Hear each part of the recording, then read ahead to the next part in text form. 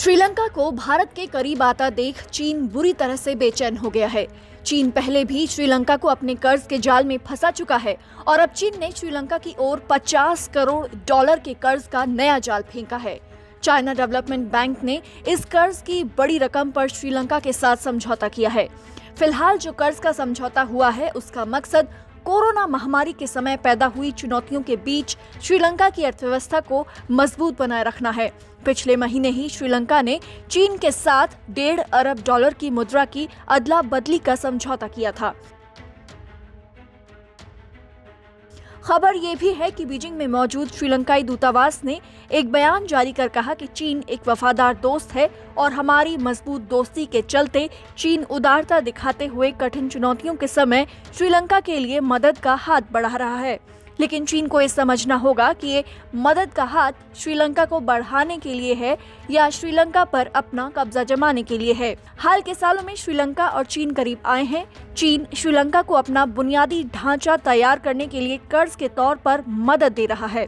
मदद मिलने से गदगद हो श्रीलंका चीन को अपना सबसे वफादार मित्र बताने लगा है।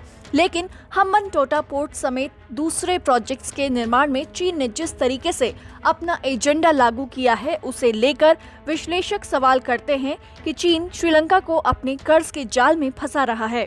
आर्थिक मदद के अलावा श्रीलंका की सरकार को चीन तमाम मोर्चों पर सहयोग कर रहा है।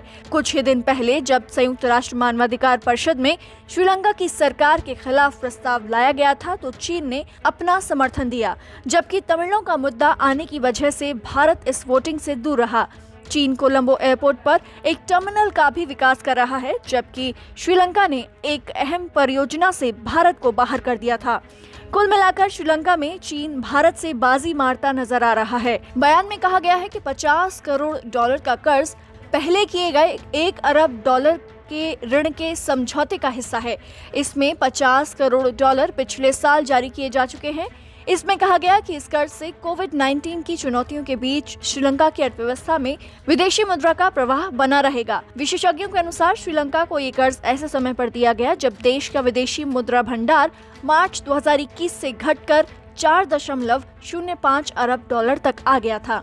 ये मुद्रा भंडार श्रीलंका के 2008-9 के मुद्रा संकट के बाद सबसे कम था। पिछले महीने श्रीलंका ने 10 बिलियन युआन यानी करीब 1.5 अरब डॉलर का समझौता किया था। ये करार 3 साल के लिए किया गया है। इस फंड का इस्तेमाल दोनों देशों के बीच द्विपक्षीय व्यापार और प्रत्यक्ष निवेश को बढ़ावा देने के लिए 3 साल की समय सीमा के लिए इस्तेमाल किया जाना है। उधर चीन अपनी महत्वाकांक्षी बेल्ट एंड रोड इनिशिएटिव में श्रीलंका को एक महत्वपूर्ण हिस्सा मानता है। चीन ने इन कुछ सालों में श्रीलंका को अपनी प्रमुख बुनियादी ढांचा परियोजनाओं के लिए अरबों डॉलर का कर्ज मुहैया कराया है। अगर विश्लेषकों की माने तो श्रीलंका में चीनी वित्त पोषित बुनियादी ढांचा परियोजनाएं आर्थिक रूप से व्यवहारिक नहीं है और कोलंबो को कर्ज चुकाने में कठिनाइयों का सामना करना पड़ेगा। स्ट्रैटेजिक रूप से अहम हम्बनटोटा पोर्ट के निर्माण के लिए चीन की ओर से बड़े पैमाने पर कर्ज मुहैया कराए जाने को विशेषज्ञ बीजिंग की ऋण जाल कूटनीति का उदाहरण बता रहे हैं। श्रीलंका की तरफ से हम्बनटोटा पोर्ट के लिए ऋण चुकाने के बाद 2017 में कोलंबो को 99 साल की लीज पर चीनी कंपनी को बंदरगाह को पट्टे पर देने को मजबूर होना पड़ा था। विश्लेषकों का कहना है कि श्रीलंका चीन जैसे गैर लोकतांत्रिक देश के जरिए अपना हित साधने की कोशिश कर रहा है, लेकिन हकीकत यही है कि वो बीजिंग के कर्ज जाल में फंसता जा रहा है। करोड़ों डॉलर के कर्ज में डूबे श्रीलंका के लिए अब इस कर्ज के जाल से बाहर निकलना बहुत ही मुश्किल हो गया है।